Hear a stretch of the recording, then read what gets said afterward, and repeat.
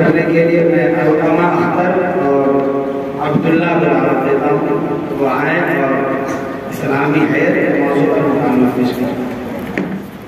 السلام علیکم ورحمۃ اللہ وبرکاتہ۔ وعلیکم السلام۔ آئیے محترمہ خیریت تو ہے؟ کیا بدتمیزی کر رہے ہو؟ تم نے مجھے محترمہ بنا دیا اور میری حیثیت کو خاک میں ڈال دیا۔ کیا میں عورت ہوں؟ اور ہوتا تو جمہوریہ وقت تمہارا سامنا کرتا۔ جی یہ کوئی مہان نہیں، دور جدید میں اولیاء بننا عورتوں کا فیشن بن گیا ہے۔ مزید آپ کے رنگ و روپ، لباس اور کیسے طرح سے مجھے ایسا ہی لگا تھا۔ آپ کیجیے گا، میں نے قوال صاحب کا عورت تصور کر لیا تھا۔ اب تک تمہاری بے رنگی نہیں گئی، اب تم نے مجھے قوال بنا دیا۔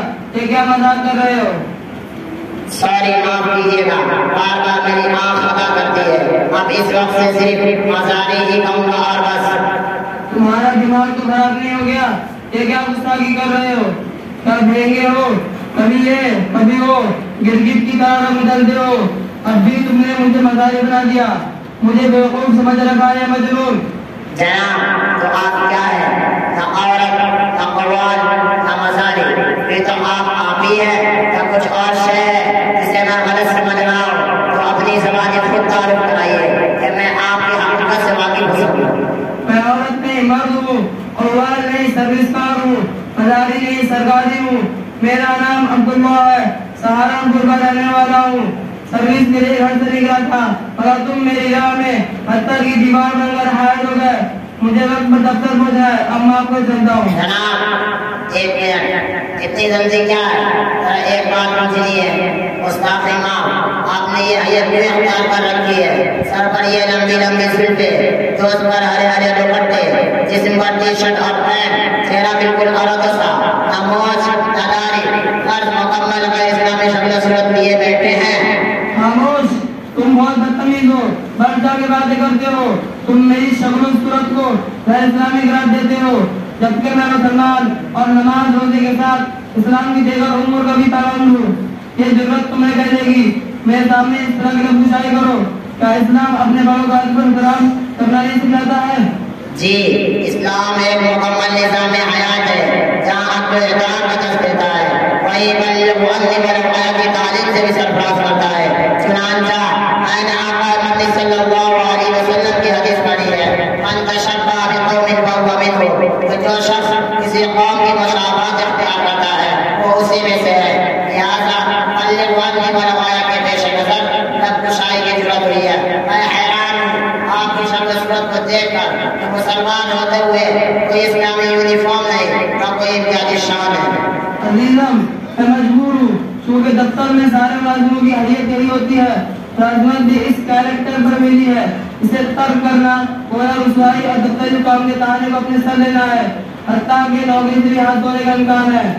لا حول ولا قوت الا باللہ۔ افسوس ہے کہ آپ نے غیر مسلموں کی ناگواری پر اپنا لباس پر کر دیا ہے۔ لباس کو درکنار اپنی داڑھی بھی کافی نہ چھوئی، جبکہ تاجدار مدینہ کا حکم ہے وَعَفُوا لِحَاكُمْ، اپنی داڑھیوں کو بڑھایا کرو، یہود و نصارہ کی مشابہت اختیار نہ کرو۔ رہے ملازمتیں اور آفس کی ملازموں کے طعنے تو یہ نہایت کمزور امر ہے۔ اور تو کرو سیکھی والے اور چھوٹے ہوتے وہ فائز ہے اور اپنی وردی اور شکل صورت مضبوطی سے قائم ہے، کوئی ان کو تیری آنکھ سے بھی نہیں دیکھ سکتا۔ انسانی شکل و صورت کے امتیاز سے کیا ہوتا ہے؟ جو چاہے کپڑے استعمال کرے اور جس کیریکٹر کو چاہے اپنائے، اصل تو دل کا یہاں ہے۔ جنہیں صاف و شفاف رکھنے کے ساتھ احکام خمسہ کی پابندی کرتے رہنا چاہیے۔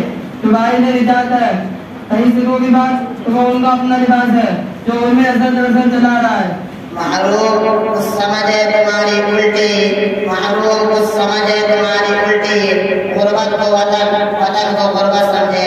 اب تک میں نے آپ کو ایک سروس کار کی حیثیت سے دانشور سمجھ رہا تھا، لیکن اب پتہ چلا کہ آپ کچھ ہاف مینڈ بھی ہیں، ساری رامائن کر لی، سیدھا کس کی جوڑی یہ بھی پتا نہیں، خود کو تو شریعت کا پابند بتلاتے ہیں اور نہ اپنے شریعت کی حقیقت کا پتہ ہے، نہ اپنے شعار کا۔ لباس کا معاملہ اتنا سادہ اور آسان نہیں جتنا آپ سمجھ رہے ہیں کہ آدمی جو چاہے لباس پہنتا رہے اور جس کیریکٹر کو چاہے اپنائے اور اس سے اس کے دین اخلاق اور اس کی زندگی میں کوئی اثر نہ کرے، بلکہ انسان کی ظاہری شکل و صورت اس کی زندگی اور کتاب بنا کر مختلف شعبوں کا کوئی نہ کوئی یونیفارم مقرر ہے. وزیر اعظم کا اور ہے, پولیس کا اور ہے, کمانڈر کا اور ہے, فوجوں کا اور ہے. اگر یہ نہ ہو تو کوئی قوم اور کوئی حکومت ایک دوسرے تمیز نہ کر سکے. عزیزم, تم نے ایک اہم چیز کی دائیں توجہ دلائی. اب تک میں اسلامی آئیت سے ناواقف تھا, باوجود اس کے میرے دل و دماغ پر ہم چنے دیگرے نس کا پردہ پڑا ہوا تھا. تمہاری تقریر نے میرے معلومات میں بھی اضافہ کیا اور اسلامی مذاقت اختیار کرنے کا بھی باعث بنا. انشاءاللہ تاحیات کی شعار کو کسی بھی حالت میں ترک نہیں کروں گا. ماشاء اللہ وما توفیقی الا باللہ. آپ کا میں نے زیادہ وقت مشغول کر دیا ہے, معاف کریں گے. اجازت دیجیے, چلتا ہوں. ٹھیک ہے عزیزم, جا سکتے ہو. اللہ تمہیں دین دنیا تاج تمہیں ترقی عطا کرے. آمین. السلام علیکم ورحمۃ اللہ وبرکاتہ. وعلیکم السلام.